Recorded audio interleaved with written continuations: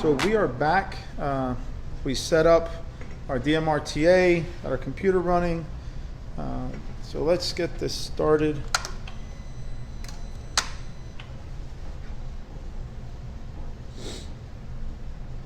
There you go, pretty cool. So we are straight up factory. There's nothing aftermarket installed. Coming off the front speaker, straight into the DMRTA. We can do the RCA and see that option. Actually, I've already did it, and it all looks the same, which is good, or similar to. So what we're running here is pink noise, and I believe that we are running in flat, Bluetooth, EQ. We're flat there. Our setup, our crossovers are all off.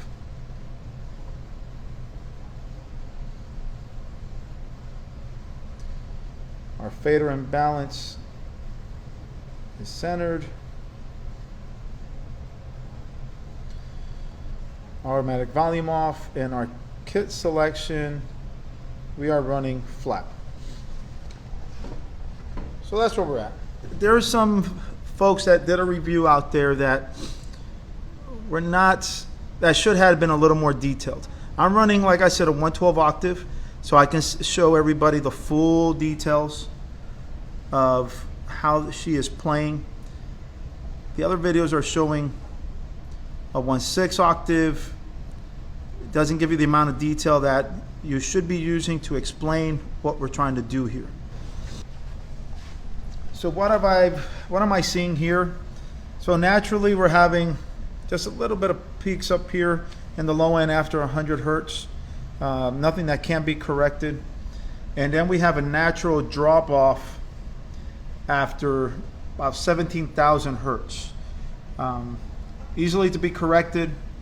Note, that is something that you will not hear, or any of us, maybe a dog, but we all, we want to correct it. Other than that, everything else is pretty flat.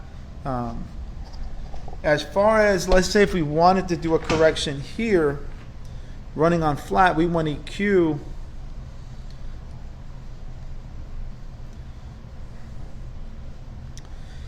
So we're seeing a little bit of peak. Well, we're seeing peaks. Let's use 100, right? So 100, we have once in a while a peak up here. Now, this EQ only does a correction of plus or negative 3 dB.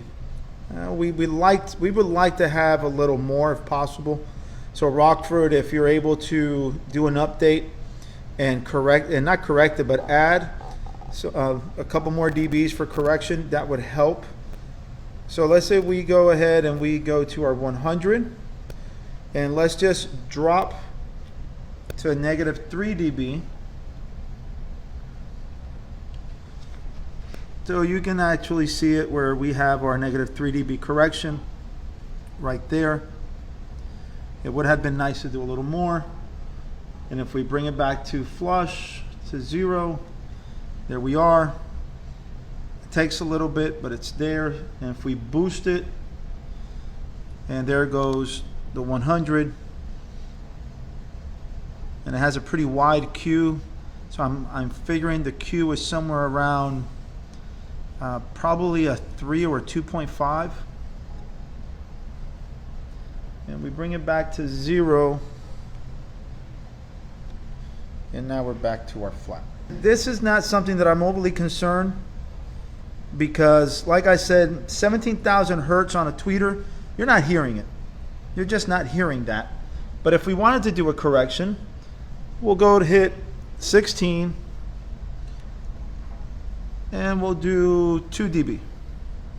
So there's the increase. If we do the full 3 dB, we boosted 16K and we brought everything back. But normally we're using a digital signal processor, so we would make our corrections on that aspect. But then again, it's not something to overly worry about because you won't hear it. On the low end, we can make those corrections. Then again, this is all open. There's no crossover settings. So let's say I go to my crossover settings, and I'm at front speaker, which is I'm working on. So let's go our high pass, and I'm at 80 hertz at a 12 dB. So it is doing what it's supposed to do, and it starts doing its natural slope. So if I want to do a 24 dB, which means a more inclined cut, so you see how immediately we have a huge drop compared to, let's go back to 12 dB, and you see the natural easier slope. I'm sorry, I'm moving the camera. Take it to a 24 dB, and there you see your change. Let's go back to all pass, open up the whole frequency, and that covers that, working on flat. That's as basic as it's going to get, and that's exactly what we're looking for. Once again, as I stated in my previous 2 videos, this radio, we're seeking it for its sound quality, not for all the gadgets that some of the other radios have. So that's our focus. So we are now, let's go to what many have been led to believe and understand, which is incorrect. And let's give the correct information. So let's talk about our kit selections. So we already explained that our kit selections are for Rockford kits. So you would not use this. Well, I take that back. You may use this if you're using a traditional coaxial and you want a specific sound, and that kit might help you. And I'm going to bring up here, once again, the Harman target curve. And as we play our front fairings, correct? And we come back to our EQs. Sorry about that. Still trying to get used to all the buttons. As you see, the crossover is not illuminated anymore. Why? Because it's a preset. It's a preset for a specific setup. So it's already been, I would have to take a look at it in more detail, what's the preset for it, but it won't allow you to change because it's already got its house curve integrated. And you come over here and now you have your regular EQ. So let's play the pink noise. Once again, that's the house curve. Take a quick look at it. Let me get my pink noise playing again. Pink noise, there's my pink noise. Play. Interesting how similar they are. So that's the house curve for front speakers only. And I will assume that this is designed for Rockford Fosgate speakers. Boosted above 160 with a natural slope below 80 and sloping all the way down to 50 hertz. There is a little peaking at 125. So let's say we want to correct it at 125. I would probably go to 100 here because it does not give us the option for 125. It's only a negative or plus 3 dB. So let's bring down the full 3 dB. And look, that's negative 2 dB, and look how much correction we already got. I'll bring it back to 0.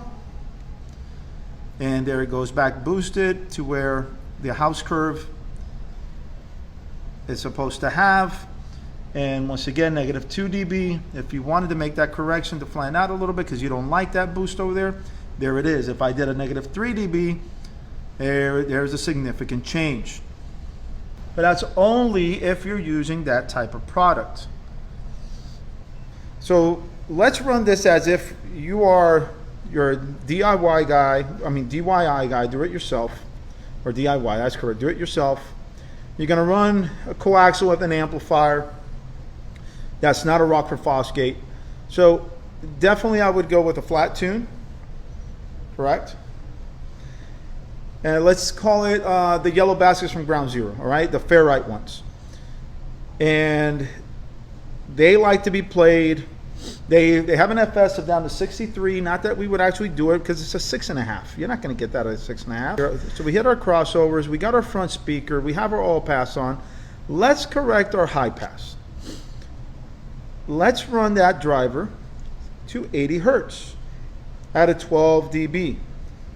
in the front stage, that driver is going to sound extremely good. It's going to play your 75, play a 70, and that's what it's going to look like. Nice and flat, looks pretty nice. I like the way it plays. That's the low pass. I'm sorry, that's the low pass, and we don't want to focus on the low pass right now, but I want to focus here on my high pass, and we're going to run that way. So if we wanted to play a little lower, which it will give us 63, which is this FS, and it's going to be at a negative 12 dB slope. Personally, to protect the speaker for long-lasting performance at good volumes, I would run it at an 80, at a 12 dB, natural slope. Let us do its thing. What I like the most is, look how clean everything else is.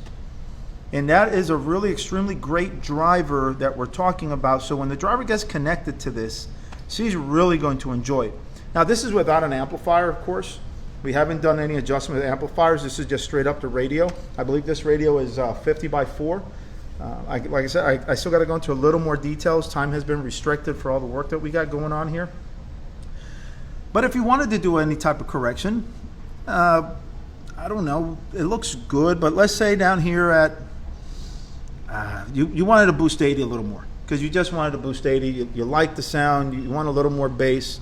So you go to your EQ, you come down to 63, and you go ahead and you give it a plus 2 dB, and take a look at 80. And there it is. There's your increase, plus 2 dB. It doesn't have to be a lot. You're not going to get a huge bass out of it. If you want a little more, then go ahead and do your 3 dB and max it out. But then do other corrections as well. Don't let that driver bust on you. So what's my point here? From explanations that I've seen by others, they are incorrect and misleading. So far, in performance-wise, off of pink noise, not playing a speaker, just on RTA, the radio does exactly what we're looking for it to do. It's clean. It's got good performance so far. The voltage is correct, 6 volts coming out of speakers.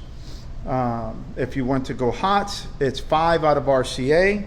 If you wanted to go through your RCA. Something that I wanted to address that somebody asked me specifically, another shop today, is, Gil, tell me about the installation process. Well, it's one plug, and that's it. I got asked, well, what's your take on the USB? Well, those of us who do this for a living know that the OEM USB does tend to go bad from the connection that we have here, and they have to be replaced. This is straight up to the radio, soldered, I have to assume, and there is no interface to the radio. Time will tell, but I don't see it being a negative. It's straight to the radio. There's no interfacing. Other concerns that I was asked, the outputs. Well, we already saw we're getting 6 volts. So if you're going hot into your DSP, like we're doing here on our audio control, you're getting your full 6 volts. Depending on the DSP, you control your voltage, bring it down to 4, bring it down to 2, depending on the DSP that you use. As far as the RCAs, so far it's been extremely clean. It looks no different from the hot. I decided to go hot on our review because it's going to be the most aggressive portion of the radio. It doesn't look much different from the RCA, which is very good. A pro of using just one cable. For those who do what we do here, there's not a lot of space. The moment I put all this stuff in there, which is a 1204 sound digital right there, a 404 right here, the DSP under the radio, now we start running into space issues. What I really love about this radio so far as application goes, it's one plug. I do not have to use, so on this bike we're installing the 14 Plus, which we will review at the end, but I don't have to put this in. That is more cable to work with and then secure. And if you're using a DSP that